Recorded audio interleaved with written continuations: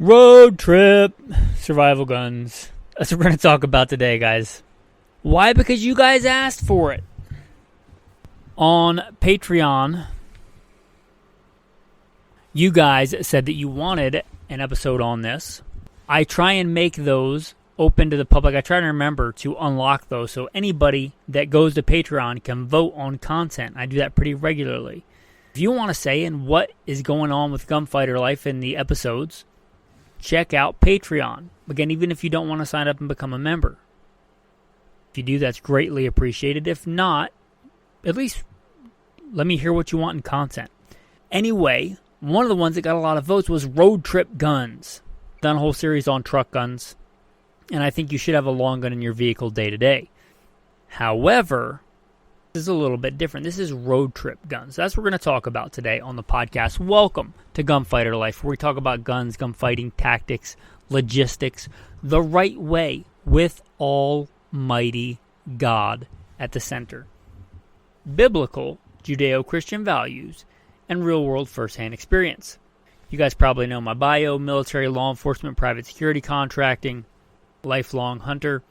What I don't often bring up, because it's generally not germane, is my life as a nomad. I have lived it as a nomad for over 20 years, and my wife and I lived as nomads for about 5 years. Just recently we're blessed to get a little cabin up in the mountains, but I've lived as a nomad a big chunk of my adult life. My wife and I lived as nomads, and we did a whole joint episode on that on Alpha Male Podcast. One of the few my wife came on, and we talked about our nomadic lifestyle. So you can just consider that like a 5-year-long road trip. Pretty familiar with road tripping. Okay, now today's episode is on road trip guns. Now, as much as I love guns, guns don't solve every problem. And that might shock you as somebody that's made his living in this world as, let's say, a journeyman gunfighter. Have gun, will travel. Gun doesn't solve every problem. If I need a knife, a gun's not the solution. If I need a tow strap, right, a gun's not going to help me. If I run out of gas, a gun is not going to help me. I need gasoline. I need the tow strap. You get the idea. This is not the whole vehicle loadout kit. This is guns for road trips. Okay, so let's talk about a long road trip, right? If you're just going 100 miles or less, probably your daily truck gun is going to just be in your truck. If you're considering going more than that, 500 miles, 1,000 miles, 3,000 miles, this time of year, a lot of people are making road trips. What if something bad happens? It's not just bad to you, like a flat tire, or boss calls and say, hey, don't bother coming back to your job because you don't have one. Those are localized disasters to you. I'm talking about like a major, major event. Whatever you want to call it. The peanut butter and chocolate hitting the fan. And you're on a road trip. Okay, let me talk about my number one choice. Should be a surprise to no one. The shotgun. Well, of course, I think you should be carrying. You should be carrying all the time. When you go out to check the mail, you should be carrying, right? That's just a no-brainer. You should be carrying. I was talking to my wife about this last night, and she has very different political, socioeconomic views than I do. Let's just put it that way. She's super smart. One of the reasons I love her is we can have intelligent debates. And we're talking about the arguments against guns. Now, she's not anti-gun. She had guns when I met her. So she had a gun when I met her. However, a non-valid argument is I don't need a gun because of where I live or because I'm in a safe XYZ area. You're not. Wherever you are in the world, people have gotten murdered there. It's not a valid argument that I've never been murdered. You only get murdered once. I don't care where you go, where you live, you do need a gun. It's not a valid excuse. You can say a valid excuse is, I'm a pacifist, I would rather die than hurt somebody else. That's a pretty courageous view. I'm not a pacifist. I think you can be a Christian and a pacifist. I don't think you have to be one to be the other. That's a valid argument. But to say I'm not going to go somewhere I need a gun is not a valid argument. You had better not go to the gas station. You had better not go to church. You had better not go to Walmart. You had better not go to Target. You had better not go home. Because all those are places where you might need a firearm. If somebody has a firearm or some other weapon and they're trying to kill you, abduct your family, whatever would call for deadly force, right? So have a gun on you. Have your EDC gun on you. And I'm a big fan of carrying a full-size fighting handgun, so obviously I think you should have one of those on a road trip. Now, that being said, there's a lot of litigious variance in state to state. Most states you can travel through. There is a clause in you can travel through even if that gun is not legal in that state, although you may have to have that gun unloaded in a locked container with the ammunition separate, like California, bleh, right? But you can still have the gun in the vehicle, even legally in a lot of those states if you're traveling through. So there's that. But if you're in a place where you can have your carry gun on you legally, then there's no reason not to do that on the road trip, right? So having that handgun ready. But a handgun is a handgun. It's not a long gun. But have a full-size fighting handgun whenever you can. It's not a greater risk of getting you thrown in prison because of breaking of the Constitution shall not be infringed. Has in fact been infringed.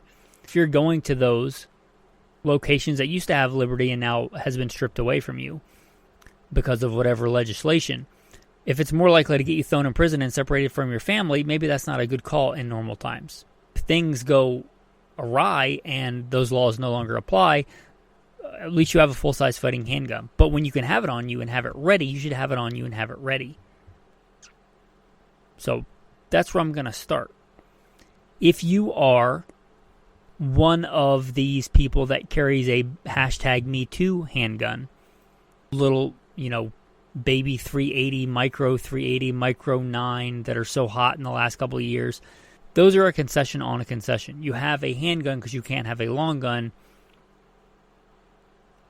They're not as good as a long gun, and a baby handgun is not as good as a normal, regular, full-size fighting handgun. So it's like a concession on a concession. It may work for the scenario, but it's not a good choice. So in this scenario, if you can go a little bit bigger, wear an overshirt or a jacket and carry a man-sized gun, maybe you want to do that. Talking about ammo selection for your road trip handgun, normally you may not care too much about barrier penetration, but your ammo selection that you've tested that you know is reliable in your handgun when fired by you out of a normal-sized fighting handgun barrel, you may decide to go with a round with more barrier penetration, a barrier blind round, something that will go through windshield glass for obvious reasons, something that will go through car doors for obvious reasons. That may be more applicable in this scenario. You may want to adjust your carry ammo accordingly. Okay, let's move on to long guns, because I can already tell this is going to be a long episode. You probably know my number one pick for a long gun for road trips. Can you guess? Do you know what it is? Let me hear you shout it out. I actually can't hear you, but hopefully you're shouting at your vehicle or whatever you're hearing this on. The shotgun. It's called riding shotgun for a reason. It's called a riot gun for a reason. Called a coach gun for a reason, right? The shotgun. It is the most versatile small arm you can have. Period. If you're on a road trip a long way from home, then you probably want something pretty versatile. If you're reduced to one long gun, you probably want the most versatile one, right? It's not the best thing for every situation, right? If you're on a road trip and North Koreans come parachuting out of the sky with trained zombie chipmunk COVID-20 airborne infection come tumbling down, you might want a fighting battlefield rifle. There are better guns in certain situations than the shotgun for many things. But as far as no caveats, carte blanche, the shotgun is the most versatile weapon. You guys have probably seen a little bit of my bio. I've worked some of the nastiest places in the world and some of the nastiest streets in this country. I can count on both hands. I'd have to go back and think about that, and I don't want to think about that. Right, it's double digits, the number of armed violent encounters I've been in my life, which is far more than the average person. One of the reasons I do this podcast, not because I'm so great, because I survived, because I'm so good, because God wanted me to survive and had a purpose for me. I hope to share those experiences with you. But let's say double digits, easily, small double digits. And that's far more than the average person. Even if things get crazy and that number doubles, triples, it's going to pale in comparison to the amount of times in your life you've had to eat. I eat multiple times a day. You probably eat multiple times a day. Times 365 days a year, times however many years you've been alive. When it comes to getting food, really nothing rivals the shotgun. You can pluck a mourning dove out of the air. I took my elk with it last year with a 12-gauge slug. I grew up hunting with a shotgun. Comes to putting meat on the table, it's the best tool for the job. On a broad spectrum, if you're just doing X, Y, or Z, you can probably get a more specialized firearm. If a broad spectrum, I need to put meat on the table, and I don't know what kind of meat it is because I'm going on a long road trip, nothing beats the shotgun. It may not be the coolest, hippest, most Instagrammable gun. It may not, whatever's hot right now. I don't have social media. I don't have Instagram. Thankfully, I don't have any of the TikTokies, the YouTubies, right? But it's probably not as cool right now as a 1870-something technology with a 2025 suppressor, lever gun 4570 and multicam with M-lock. But it's way more versatile. It's way more likely to keep you alive. And we're talking about road trips. A shotgun is 50 state legal. As far as I'm aware, anywhere you can have a gun, you can have a shotgun. And you can have a good shotgun. For this purpose, because you might need to use it for defense, a shotgun in close range is one of the best defensive weapons you can have. Buckshot slugs, number 4 buck, double up buck. This is not the place to hash that out because it's so versatile. And it's 50 state legal. An AR-15 is not, as vanilla as that is, it's not 50 state legal. A good shotgun, and for this, you really want a reasonable rate of fire, which means pumps or semi-autos. Take your pick. You can hash it out between the two, but pump or semi-auto. And, Mossberg 590, Benelli M4, Benelli M2, Beretta 1301. There's so many good choices, and they're all 50 state legal as far as I'm aware. And again, it may not be as Instagrammable, if that's even a word. Instagrammy, Instagram-malicious, whatever people care about. It's more likely to keep you alive. And that's what I care about on this episode. It's more practical. Good for defense. Good for hunting. And talk about versatility. There's less lethal. There may be a time when you don't want to actually kill somebody. Now, you should be careful with less lethal. It's called less lethal. It's never lethal. It's less lethal. So keep that in mind. But maybe a time where you want to dissuade people, where you don't want to kill them, where deadly force is not prudent or authorized. Shotgun, just by switching ammunition, can be less lethal. It can also be a master key. You can use breaching rounds and all kinds of other specialty rounds. Downside, ammunition's heavy. Range is limited with a good slug. If you sight in your gun, you actually have sights. You don't just have a hashtag #MeTooBeat on the front of your gun. Like, oh, look, I can blast the target at 3 yards away at an indoor range. You actually have sights on your shotgun, like a versatile survival shotgun should have, or an optic.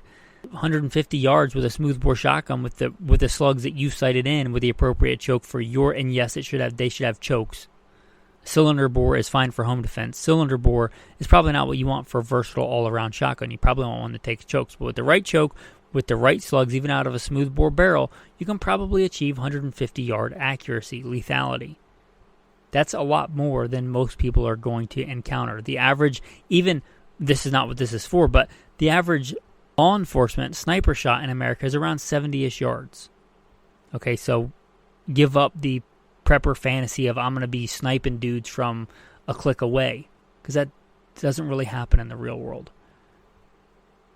I'm saying there's never a place for one of those tools in your arsenal, but if you only have one long gun, that's probably not the one you want. It's a one-trick pony. Okay, but downside, ammunition's heavy. Which brings me to my next thing I'm going to talk about is the 22. The main advantage of this is the ammunition is light.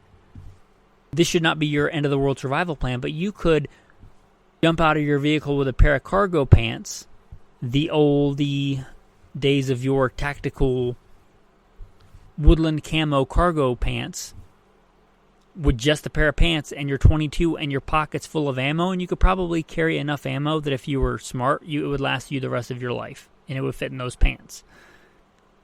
100 rounds of 12-gauge ammo is pretty heavy and big and bulky. 100-round sleeve of, let's say, CCI mini mags, you can hold in your hand. It's not big or bulky or heavy. Easily carry 1,000 rounds and have a bunch of weight for other survival supplies. Now we're talking about road trips. If something happens and you are in a city, a people hive, and the balloon goes up and there's gridlock traffic for miles, that car is going to stay where it is in perpetuity. So now it's down to you and your Lamborghinis, your Subarus, hoofing it out of there. In that scenario, the 22, mostly by virtue of weight of ammunition. So that has a major advantage. Of course, the 22 is decent for small game hunting. For this, I would say reasonable rate of fire, which is going to give you preferably a semi-auto. But also, I would throw lever actions in there or bolt actions. They are a little bit more forgiving in ammo selection, but in 2025, it'd be hard to beat a good all-around Ruger 1022 for this. Another advantage, 22s are pretty affordable, and the ammunition is pretty affordable. If you're on a limited budget, you can stockpile a lot more 22 ammo round per round than any other round. There is that. And again, reasonable rate of fire. It's not what I would recommend for defense, but, launching a bunch of rounds in a second or 2 seconds out of a 22 well aimed at an adversary is better than nothing. It's better than a sharp stick, right? It's something. It's not great. I'm not going to pretend it's the greatest defensive weapon. I'm not going to pretend that it's something it's not. But it is a decent small game hunting tool. It can be used on bigger game, not always successfully, but in a situation where you're going to die if you don't eat, possibly. Is it a great defensive round? No, it's not. And anybody that tells you it is, they want to believe that, which is fine, but that doesn't make it true. It's acceptable. It will work in a defensive scenario, and it can be just as deadly as anything else if it's put in the right place. But the best marksmen in the world don't always put their rounds in the right place. So there's the 22. Also, if you just stick to 10-round magazines, those are pretty much 50 state legal, and we're talking about road trips. So there's that. We've covered handgun, shotgun, and 22. Okay, I'm going to throw an amendment in here, so it may be a little discombobulated, guys, but I'm doing what I can, because there's a couple things I forgot that should be in this episode. Road trip guns. One of the OGs, the SKS. Now, I talk either before or after this about how the AK-47 is kind of off-putting. You pull that out of your trunk, and somebody might get the wrong idea. And I think that's silly, but it's true. Obviously, the weapon itself is not evil by nature, but a lot of people in our society see it as the bad guy gun. The SKS, not so much. It fires the same round. It's a good military-grade rifle, period. You don't have to Bubba-ize it. You don't have to throw in 20, 30-round detachable magazines. It's good the way it is. As for this, for a good all-around carbine, fixed 10-round magazines that are pretty bulletproof, reliable, just the original wooden stock. You pull that out, unless somebody really knows guns, it just looks like an old carbine, which it is, and it's great, and it's reliable, and it's semi-automatic, and it's got good usable iron sights, and if you can run iron sights, those are good ones. It's a generational quality, built like a tank, semi-automatic fighting rifle of its era. I'm not going to pretend it's the battlefield equivalent of an AR-15 or of a proper battle rifle, right? The XM7. It's not that, but it's good for what it is. And they're really good quality. How many of them are floating around today that are still all original parts that work just fine? The round is decent, obviously. 7.62 by 39. It's a good, decent round. Don't Bubba-ize it. Just leave it the way that it is. It's fine the way that it is. It's a good rifle the way that it is. If you want something else that's a more modern thing, don't Bubba-ize it. Just get one of those and then get a more modern fighting rifle, or just get the modern fighting rifle to start with. On that, I talk about road trip guns, and I try and keep it pretty legal throughout most of the states. As far as I'm aware, an SKS is legal in all 50 states. I could be wrong, but I think it's going to be legal in all 50 states because it doesn't have a detachable magazine. It's got a fixed magazine, and usually those are exempt from magazine laws, and even so, it's got a 10-rounder. So I would just leave it alone. It's a good rifle the way that it is. When I was growing up, it was the poor man's, redneck deer hunting rifle, not because it was great for that, because it would work, and they were dirt cheap when I was growing up. They're not dirt cheap anymore. I was just looking on a local used gun site, and it was $650 to $1,000 for a decent SKS. I still think that's a decent value. Now, yeah, they used to be under $100. They were under $150 all day long. Those days are gone, right? Gas used to be 79 cents a gallon. Get over it. Those days are gone. is still a decent price for what they are. So I'm going to throw that out there. And also, when I was doing this episode, I was thinking of most guns that are going to be legal in most states. If you're going to an area where your Second Amendment has had a dump taken on it. But if you're staying in free states, Idaho, Wyoming, Montana, Utah, good states, real America, what the rest of the country was 50 years ago, what those states are today. If you're staying in that area or, free states, you're not going to or not accidentally going to take the wrong turn and end up in New Jersey and get thrown in prison, right? If you're staying in a free state, then you could throw in any of the other things that you want. And especially if you're on the East Coast, which I would consider everywhere east of the Mississippi a people hive. If you're doing that, and you've got a population density of more than, let's say, 50 people per square mile, people behaving badly in a scenario that's turned upside down, a fighting rifle might be what you want, whether it's an assault rifle. Can't believe you said assault. Yeah, and I don't apologize for it. Stop with the Orwellian newspeak. Assault is not a bad word. I was an assaultman in the Marine Corps, specialized infantry. Assault is sometimes a good thing. If somebody's using, let's say, a woman's body without her consent, I'm probably going to assault that person and stop them, and that's not a bad thing. And assault weapon is not a bad term. So, yeah, I know it's not going to be full auto, but full auto is mostly worthless in a shoulder-fired weapon anyway. If you want to use full auto, do it in a belt-fed machine gun from a bipod. Where was I? Oh, you might got off on a rabbit trail there, guys. You might want a fighting rifle, an assault rifle, or a full-powered semi-auto box magazine-fed full-powered rifle like a 308. Those have their purposes. They're not real versatile, but again, if you're living in a high population density area, which I would argue all of the East Coast is pretty much, with a few pockets that aren't, that might be what you want. And if that's what you want, your standard vanilla of that is going to be your M4 clone, your 16-inch, carbine. You could argue, certainly if it's for this, you want good backup iron sights, but you could argue whether you want a red dot or a red dot with a magnifier or an LPVO. I like LPVOs, but any variation of that would be a good for this if that's what you want. Or your full-powered battle rifle, your SCAR-17s, you want to go old school and go, a G3 or something. I don't think anybody's still using FOWLs, but you get the idea, like a full-powered fighting rifle, battlefield rifle. If that's what you want, that has its purpose, but it's kind of less versatile. One thing that is really versatile, it's not a fighting rifle. It's not meant to be a fighting rifle. I think a lot of people get this wrong. It's not meant to go toe-to-toe with an AK-47. But the scout rifle, I briefly mentioned it in the original episode before this amendment, but I like a scout rifle. I like the Ruger scout rifle specifically. I have it as one of my go-tos for, brace yourself, scouting. I do a lot of scouting. I do a lot of reconnoitering. I do a lot of time in the backcountry exploring in vast wilderness areas. I like the scout rifle for that. It's 308. It's controlled round feed. It's light. It's handy. People get in a big argument about what a scout rifle is, but I'm going to say a scout-ish rifle. I'm going to define Melito's scout-ish rifle. If you don't like me using scout-ish, then Melito's recon rifle, whatever. Lightweight, let's say sub 7 pounds. Handy, balances well, stainless steel or some really good coating like Cerakote, controlled round feed, a good, decent optic, not some big giant abomination with a bunch of clicks and fidget spinners for men that dial up and down, just a rugged, reliable optic, and a full-powered rifle cartridge, which sadly disqualifies most modern bolt-action rifles.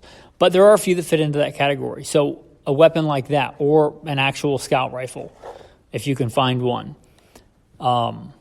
that's a good option. It's full-powered. It's going to be legal in all 50 states because it's a bolt-action. The generally magazine restrictions, I believe, should only apply to semi-autos, not to bolt-actions, although you might want to check on that. But even with a 10-round magazine, right? This is not a battlefield rifle. It's not meant to go toe-to-toe with an AK. It's a scout rifle. It's meant to intervene if you have to, but mostly avoid contact.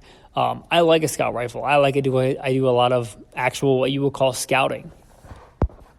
So it's great for that. And I think it has a lot of application in, you're looking for a road trip gun. If I was only going to have, one rifle and I was stuck, who knows how far from home, 1,000 miles from home. About as bulletproof a gun as you can get, stainless steel, controlled round feed, big giant massive claw extractor, 308 box magazine fed. That's a pretty good thing to have. Now again, it's not the best battlefield rifle. If you're deploying me over to Ukraine, that's not what I want, right? But that's not what we're talking about. We're talking about a broad spectrum if you're only going to have one long gun. The Scout concept is not a bad one to have. So those are some things I wanted to throw in there that I think I should have expounded on in the original episode. So I'm going to try and plug this in where it makes sense. I appreciate you guys. Try and hang in there if it's a little discombobulated. I've talked about this actually recently. I'm not the biggest lever action fan out there, but we got a lot of lever lovers out there. Some kind of PCC lever gun, 357 or 44 Magnum, would not be the worst choice. It's nowhere near as versatile as a shotgun. You can't carry nearly as much ammunition as you can with the 22. Why it's not as high on the list, but it is something, and it is 50 state legal. And if you're just a lever lover and you're committed to levers, lever action shotguns are a bad idea. Just get a pump if you want to feel cool and work the action. Always were a better solution for a shotgun than a lever action. If you want one of those, it's because it's novelty, right? Or you live in Australia. But lever action, let's say 357 or 44 Magnum, or even the 30-30, those are a decent option. Obviously, the 30-30 is a great deer round. The 44 Magnum out of a carbine is a decent deer round, a good deer round even inside the reasonable ranges. And 357 is an adequate round. And in 357, although nowhere near as versatile as a shotgun, is a fairly versatile round. And all of these can be, especially in a lever action, if your gun will feed them, because the lever action may not feed all 38 special rounds out of the 357. You got to make sure it will. Like a heavy for caliber, light loaded 38 special can be fairly quiet out of a lever gun, which has its use case scenarios. Doesn't require a tax stamp, doesn't require a suppressor, would be 50 state legal where suppressors are not. Could be quiet without a suppressor. A decent load out of a lever gun in the 357 is an adequate defensive round, although it's going to be glacially slow compared to a modern fighting rifle. Fractions can be fast-ish, but they're not as fast as a semi-auto. There's nobody going to war today with lever action rifles for a reason. They're not as good to be worked in the prone position, which is a position you might find yourself in if you're getting shot at. I'm up, they see me, I'm down. That's taught for a reason. I did that for a reason, so I didn't get shot in the face. Anyway, lever actions, 50 state legal. A lot of people like them, a lot of people have them. If you have them and you're going on a road trip, it wouldn't be the worst choice in the world. It wouldn't be my first, second, or third choice, but it's there. Another one, often forgotten, the Mini 14. Now, I may be one of the last generations that used Mini 14 in law enforcement. It's a good gun. It's a good carbine. It's legal in a lot of places with 10-round magazines where ARs are not going to be legal. I don't know if they're 50 state legal with a 10-round mag, but they're probably pretty close. And they're a decent fighting carbine. They have some advantages over an AR. They have some disadvantages. I'm not saying they're as good on a battlefield, on a modern battlefield, as an AR-15. I'm not saying they're as good for sustained fire. But for a good go-to road trip defensive carbine, Mini 14's got a lot to offer. And also its big brother, the Mini 30. And one of their big advantages, they're less conspicuous. They're less tactical looking. Now, as far as physics go, that makes no difference. But as far as psychology goes, that can make a big difference. Another choice that people might take if you're going to stay in states that are freedom-oriented, Wyoming, Montana, Idaho, AK-47. But even there, the AK-47 is kind of seen as a bad guy's gun. Now, that's stupid because guns are neither good nor evil. They're not malum in se. They're not evil by nature. They're just a tool. But many people perceive the AK as an evil, bad guy gun. And you can get mad at that if you want and say it's ridiculous, and I might agree with you, but that doesn't change the fact that it is. You pulling one of those out of the back of a truck may send a different message than you pulling out a Mini 30, which is the same round, or a Mini 14. Which may be better in your situation. So anyway, the Mini 30, the Mini 14, a good choice. Another one that I'm going to throw in, 50 state legal, faster than a lever action, more powerful than most lever actions, is going to be your old Remington 760. Pump action, most commonly in 30-06. I don't think anybody will argue with the effectiveness of the 30-06. Also, they came in 308, 243. However, these are also a one-trick pony, right? You probably don't want to go squirrel hunting with them. Probably don't want to shoot that grouse right in front of you when you're hiking, trying to get somewhere, because the whole point of you shooting it is so you can eat it. Wouldn't recommend going grouse hunting with a 30-06. But they're probably 50 state legal, and they pack a lot of power. Okay, so what's the right answer for you? Well, the first thing is, what do you have? Where are you going? What region are you going to be in? Because I don't know any of that information. The gun that you have that's in your vehicle and ready, that you've sighted in, that you know is reliable with the ammo that you're running through it, is better for you than the coolest gun on paper in whatever the new ultra Instagrammable, magalicious gun on social media is that you don't have. Whatever the flavor of the week is. Whatever you have and you're comfortable with and you know is reliable and that you've tested and you can have in your vehicle right now when you go on the road trip is better than the theoretical one that you don't have. There's that. Something that you've used and used in the field and taken to a training class is going to be better than the gun that you haven't. Right? The lever action 30-30 with, the scope that you've been running on there for 20 years that you've taken a bunch of deer with, that's as comfortable to you as shaking hands with an old friend, that's probably better for you than the AK-47 that if somebody was shooting at you, you'd forget how to take the safety off because you're just not used to it. Right? So as much as we talk about guns and different platforms and calibers, your ability to run that under stress, and I'm not saying a battlefield is the same as deer hunting. I love both. They're very different, but stress is pretty much the same, and it has pretty much the same effects on the human body physiologically, although one can be way more stressful than the other. You get the idea. Your comfort and familiarity and ability to get hits on target under stress is also very important and should not be understated, and is better than the theoretical armchair quarterbacking of this round's better than that round. And of course, there are many other things I didn't mention here. The scout rifle is one that I greatly love, although a lot of people don't have scout rifles. They're not nearly as common as anything I've talked about today, except for maybe the 7600. So a scout rifle would be a good choice, but again, it's a full-powered rifle. And I would submit, what should you have on a road trip? I would submit you should have an arsenal. You should have one of each of these. It's not uncommon for me in my truck to have a shotgun, a rifle, scout rifle, and an AR-15, a fighting rifle, completely different rifle than, a scout rifle, and of course a full-size fighting handgun on my hip. Why not? What if you have to leave your vehicle? Well, then I'll take the bolt out, throw it away. If things have gotten that bad that it's a, peanut butter and chocolate hitting the fan scenario, and I'm 500 miles away from home, the fact that I have to ditch a couple vehicles or a couple guns in my vehicle, I'd be willing to let stuff go if life depends on it, right? So in that scenario, I'll take the best one at the time for the job, take the bolts out of the other one, destroy the other ones, whatever, lock them in the trunk, leave them. I have options. If you have the one long gun, it's way better than nothing, but that's the only option that you have. So choose wisely. But I would submit there's nothing wrong with having several long guns in your vehicle. What if somebody breaks in and steals them? What if somebody breaks into your house and steals them? What if somebody burns your house down? I don't care how good your safe says it is. You can get into safes. Safes can be broken into. So I would say that's not a valid argument. No matter where your guns are, they're not safe. They can be taken. They can be destroyed. They can be stolen. So, yeah, can they be stolen out of your vehicle? Yes. Is it your fault? No. Like saying if somebody steals your vehicle and plows it into a group of, preschoolers, it's somehow your fault because you had a vehicle.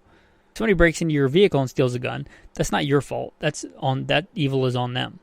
Now, I would say maybe don't leave it on the dashboard of your vehicle when you go to a 7-Eleven at 2 o'clock in the morning. Use some common sense, but it's not your fault. And there are ways to secure guns in your vehicle. So those are just some, flyover thoughts as I'm, bringing this thing in for a landing. I appreciate you guys. I appreciate all that you do. Your tactical tip of the day. Obviously, you should have a toolkit in your vehicle for day-to-day and for road trips, obviously. Again, a gun doesn't solve every problem. But if you have guns and you're used to guns and having guns in your vehicle, you might want a small gunsmithing kit in your vehicle. A couple of punches, small hammer, some Torx bits, because it seems to be like the one that you need is always the one you can't find, right? A small, simple Wheeler or Winchester, whatever gunsmithing kit, that can be a good thing to have if you're going on that trip. And obviously those have some cross-compatibility to be used on vehicles if you need a special bit. But a small gunsmithing kit can be a good thing to have. So that's your tactical tip of the day, your tactical verse of the day. Ooh, this is a good one. I just happened to be one of the recent ones I took a picture of when I was doing some Bible study. But the end of all things is at hand. Therefore, be serious and watchful in your prayers. And above all things, have fervent love for one another, for love will cover a multitude of sins. Be hospitable to one another without grumbling. That's a hard one to do all the time, but a lot of the things in the Bible are hard to do. That doesn't mean we shouldn't try and do them. I'm going to read the first part of that again. But the end of all things is at hand. Therefore be serious and watchful in your prayers. I pray that we all watch and be ready as we're called to do. Thanks for listening, and have a blessed day.